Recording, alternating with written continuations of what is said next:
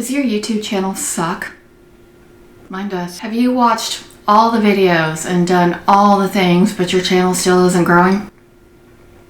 Same here. But I think I figured out why, and I'm going to share that with you today.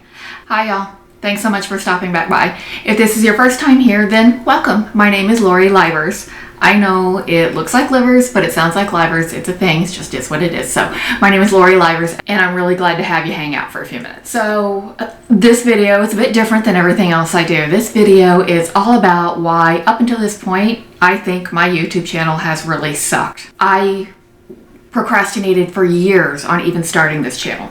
I watched all the videos, read all the things, did everything I could to try to learn how to start a YouTube channel and grow a successful YouTube channel. I purchased all the equipment I thought I needed, thinking that was going to help me create a better channel. I watched all the editing tutorials I could find, thinking that was going to make me a good editor. And I have practiced and practiced making videos and editing videos. I learned the theory, and I was putting the theory into practice, but I was missing the substance of what makes a channel good, the substance of what makes a video good. I had learned the what to do, but not how to do what I needed to do. For instance, I watched a lot of videos about the best cameras for YouTube and what the best settings for these cameras were for YouTube. And then I went out and I bought the camera and I set it up and I used those settings. And it didn't work for me like it did in those videos that I watched because I'm not filming in the environment that they were filming in. So those settings that worked so well for them weren't working for me. I tried to learn about audio and I bought one of the really popular YouTube mics to attach to my camera, and I thought that gave me the audio I needed for YouTube.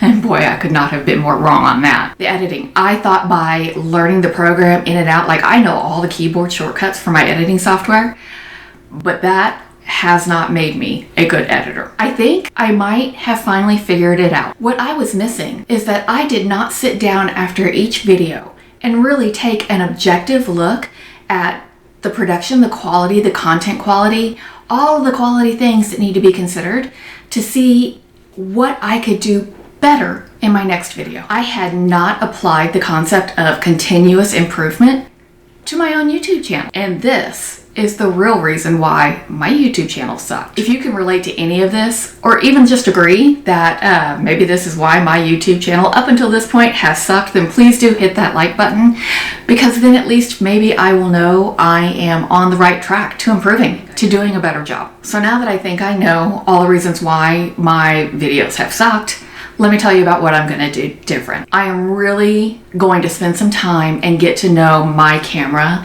what all the different settings do, and how to make manual adjustments to these settings, and when to back off and not use the manual settings at all, because the auto settings will be even more effective. I need to learn all the capabilities and even the limitations of the equipment I have so I can figure out how to best apply those features to my environment, to this room that I'm sitting in right now, so that I can produce higher quality videos. And for audio, boy, I have been studying and learning a lot about audio editing. Being a visual person, I guess I just thought editing was stringing my clips together in a way that made as much sense as possible and made it not look as jumpy as possible. I had completely ignored, not even comprehended, that I needed to absolutely be editing my audio. Audio is half of the video. And from what I understand, audio is probably the most important half of your video. So I'm definitely going to start with this video editing my audio. Another thing that I'm going to do different is I'm going to stop trying to copy someone else's filming technique. There are so many great YouTubers, and I've started making my videos trying to copy the techniques they used in producing theirs. And I don't think that's working for me. So I'm going to stop that. With this video, I've stopped that.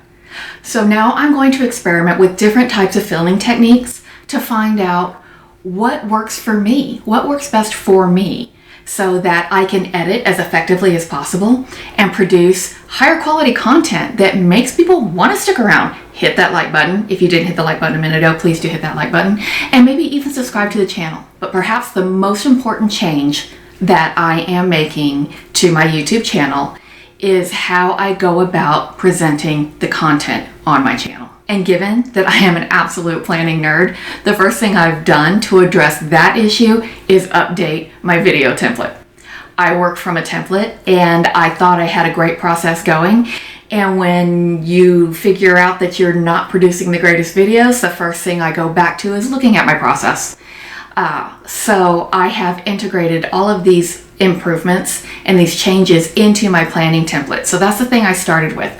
I've tweaked my planning template to help me start from the get-go in a better position to produce better content. For instance, I've created several videos that talk about what I've done to produce enough passive income that allowed me to leave my 9-to-5 behind. And that's, I guess, an okay place to start. But what I left out is how I've done what I've done. And that's really where the meat and potatoes is. That's where the good stuff is. In one of my videos, I have taken you along to see what properties look like when an investor, such as myself, walks in and what we see when we first view a property. So I took you along to these different properties that I was considering purchasing. I walked you around and I talked you through what I was seeing in the property. But I didn't give you the pros and cons of each property, the how-to pieces that I used to decide which property I was going to actually purchase.